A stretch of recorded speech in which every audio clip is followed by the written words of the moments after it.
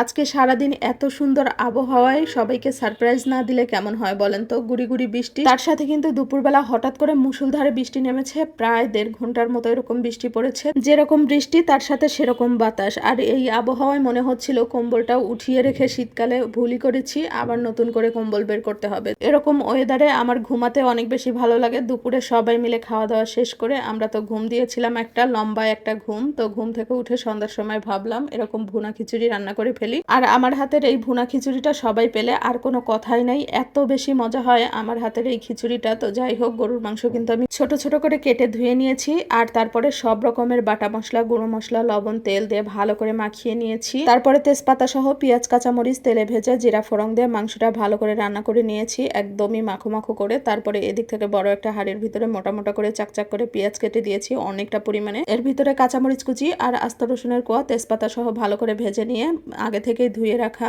ভাতের চাউল, নর্মাল যে আমরা ভাত রান্না করি সেই ভাতের চাউল আর মাসকলাইর ডাউল ধুয়ে রেখেছিলাম পানিটা নিংড়িয়ে, সেগুলো দিয়ে একে একে লবণ আর সব রকমের গুঁড়ো মশলাও অল্প অল্প করে দিয়েছি, বাটা মশলাও দিয়েছি, আস্ত মশলাও দিয়েছি, দারচিনি, সাদা মশলা দিয়ে ভালো করে চাল আর ওই পেঁয়াজ রসুন সহ ভালো করে ভাজা ভাজা করে নেব একদম তেল উঠে আসা পর্যন্ত। আর তেলটা কিন্তু পরিমাপ মতোই দিয়েছি, যেহেতু গরুর মাংস থেকে এমনিতেই তেল উঠেছে, তারপরেও আবার গরুর মাংসে একটু বেশি করেই তেল দিয়েছিলাম, এই কারণে কিন্তু চালের ভিতরে তেমন বেশি একটা তেল দিইনি, পরিমাপ মতোই তেল দিয়েছি। তার কিছুক্ষণ পরে রান্না করে রাখা মাংসগুলো দিয়েও আবার ভেজে নিব কিছুক্ষণ। চাউল প্রথমে যত ভেজে নেওয়া হবে ভালো করে, ততই কিন্তু ভালো লাগবে এই খিচুড়িটা খেতে। তারপরে মাংস দেওয়ার পরে ভালো করে আবার ভেজে নিয়েছি, তার কিছুক্ষণ পরেই ফুটন্ত গরম পানি আমি ঢেলে দিলাম। আর এখানে কিন্তু আমার পানি মেপে দেওয়ার কোনো প্রয়োজন হয় না, আন্দাজ মতোই পানিটা ফুটিয়ে নিয়েছিলাম, সেই পানিটা আবার আন্দাজ মতোই দিয়ে দিয়েছি, মানে চোখের আন্দাজে আর কি।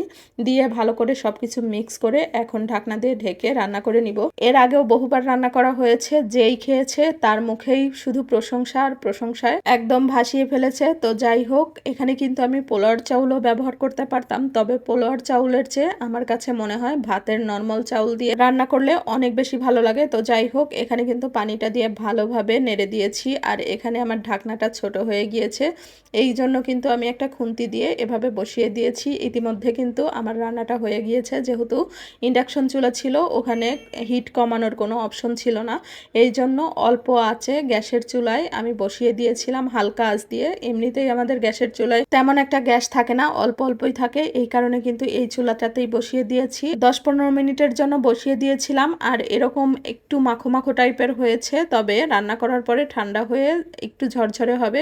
তো যাই হোক, কালারটা দেখতে যেমন লোভনীয় হয়েছে, খেতে কিন্তু অসম্ভব রকমের মজা হয়েছে। খিচুড়িটা দেখে সবাই কিন্তু একেবারে মুগ্ধ। তো যাই হোক, আজকে এ পর্যন্তই। রান্নাটা কেমন লাগলো অবশ্যই কিন্তু জানাবেন। ভালো থাকবেন সবাই, আল্লাহ হাফেজ।